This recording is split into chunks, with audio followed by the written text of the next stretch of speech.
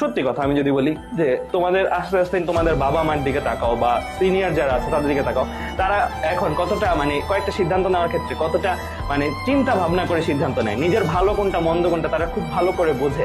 তো তোমাদেরও ওই ক্যাপাসিটিটা গ্রো করানোটাই আসলে শিক্ষার উদ্দেশ্য। অ্যান্ড কলেজ লেভেলে যেখানেই তোমরা পড়ো, দেখবা স্কুলে যেরকম স্যাররা চার্জ করতো পড়ছো কিনা, পড়ে আসছো কিনা, এই জিনিসগুলো কলেজ লেভেল থেকে ফুল স্বাধীনতা অলমোস্ট। মানে তুমি পড়ো বা না পড়ো এটা সম্পূর্ণ কার উপর, তোমার উপর। কারণ এখন থেকে আগেও যেরকম বাবা মারা দেখবা হয়তো বলে বলে পড়াইতো, ওই জিনিসটা কিন্তু আস্তে আস্তে কমে যাবে। এখন তুমি পড়বা কি পড়বা না এটা সম্পূর্ণ তোমার উপর। এখন এটার দুইটা প্লাস সাইড আছে, মাইনাস সাইডও আছে। সেটা কি? সেটা হচ্ছে যেহেতু এখন থেকে তোমার একটা ফ্রিডম চলে আসছে নিজের পড়াশোনার প্রতি, যে আমি পড়বো কতটুকু পড়বো, আমার পড়ার টাইমটা কতটুকু হবে, তুমি চাইলে ঘুমাইতে পারো, তুমি চাইলে পড়তে পারো। সো এই ফ্রিডমটা যেহেতু চলে আসছে, এই ফ্রিডমটার কেউ কেউ মিস ইউজ করবে, কেউ কেউ ইউটিলাইজ করবে, কেউ কেউ মিস ইউজ করবে, আবার কেউ কেউ ইউটিলাইজও করবে। সো দুইটা দুই রকম ভাইয়া। সো তুমি যদি ইউটিলাইজ করো, ইউটিলাইজ করার অর্থ কি? তোমার ফ্রি সময় আছে, তুমি যা চাও তা করতে পারো, অ্যান্ড তুমি ভালো কাজগুলো করতেছো। ভালো কাজ মিনস যেটা তোমাকে হয়তো এইচএসসি লেভেলে ভালো একটা গ্রেড, ভালো একটা রেজাল্ট দিতে পারে, যেটার মাধ্যমে তুমি যেই ড্রিমটা দেখছো সেই ড্রিমটাই তুমি স্টিক থাকতে পারলা। তুমি ডাক্তার হতে চাও, তুমি ডাক্তার হতে পারলা। তুমি ইঞ্জিনিয়ার হতে চাও, তুমি ইঞ্জিনিয়ার হতে, তুমি পাইলট হতে চাও, পাইলট হতে পারো। তুমি যেটা হতে চাও তুমি সেটা হতে পারছো। কারণ এখন কম্পিটিশনের যুগ, সবাই একটা জিনিস চাচ্ছে, তুমি যেমন চাচ্ছ সবাই একটা জিনিস চাচ্ছে, কিন্তু কারা কারা পাবে? যারা যারা প্রথম থেকেই এই ইউটিলাইজেশন মোডে ছিল।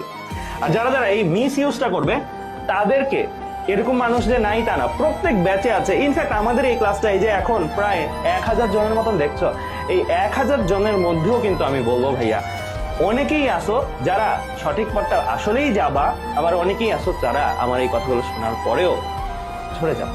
অ্যান্ড দুঃখজনক হলেও এটা খুবই সত্যি, প্রত্যেক ব্যাচে আমরা এই জিনিসটা দেখি, অনেকে ঝরে যায়, অনেকে। অ্যান্ড এদের নাম্বারটাই বড়।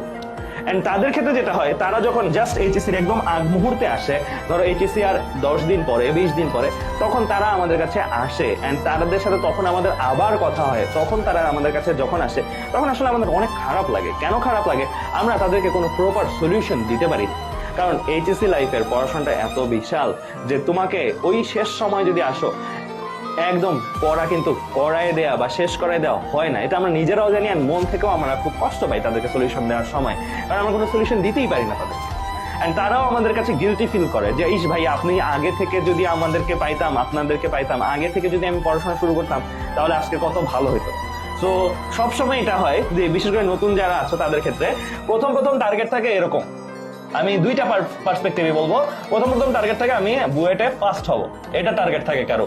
আমি ঢাকা মেডিকেল কলেজে ফার্স্ট হব, এটা টার্গেট থাকে। তোমাদের ব্যাচের অনেকেরই টার্গেট আছে, টার্গেটটা থাকে খুবই ভালো। কয়েকটা দিন যায়, পড়াশোনার অগ্রগতি হয় না, তারপরে হয় আচ্ছা ঠিক আছে আমার বুয়েটে চান্স পেলেই হবে, আমার কোনো পজিশন দরকার নেই, আমার ঢাকা মেডিকেল কলেজে চান্স পেলেই হবে, কোনো পজিশন দরকার নাই। তারপরে আরো কয়েকটা দিন যায়, দেখে যে বুয়েটেও তো চান্স পাওয়াটা অনেক কঠিন, সহজ কিছু না, ঢাকা মেডিকেলেও তো চান্স পাওয়াটা সহজ কিছু না। তখন চিন্তা করে যে আচ্ছা ঠিক আছে আমি মোটামুটি একটা ইঞ্জিনিয়ারিং ইউনিভার্সিটি হইলেই হবে, ইঞ্জিনিয়ারিং পড়তে পারলেই হবে, কোনো একটা ইউনিভার্সিটিতে, পাবলিক ইউনিভার্সিটি, কোনো একটা গভর্নমেন্ট মেডিকেল কলেজ হলেই হবে। তারপরে একটা সময় পরে টার্গেট হয়ে যায় যে আমি মানে আস্তে আস্তে মানে টার্গেটটা কমতে কমতে কমতে স্টেপে স্টেপে একটা সময় প্রাইভেট, একটা সময় প্রাইভেটও পারতেছি না, আমার এফোর্ড করার ক্যাপাসিটি নাই, দেন আমি অন্যান্য কিছু কারিগরি। সো মোট কথা তোমার এই টার্গেটটা ডে বাই ডে কমতে থাকবে যদি তোমার পরিশ্রম না হয়।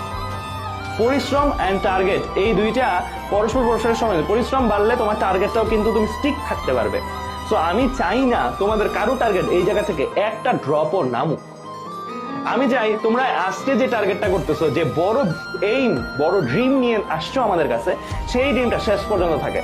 আজকে যে ড্রিমটা আছে, যদি 1 বছর পরেও তোমাকে জিজ্ঞেস করলে সেম ড্রিমটা তুমি বলতে পারো যে হ্যাঁ ভাইয়া আমার ড্রিম ওইটাই আছে, অ্যান্ড আমি ওই লক্ষ্যেই আগাচ্ছি।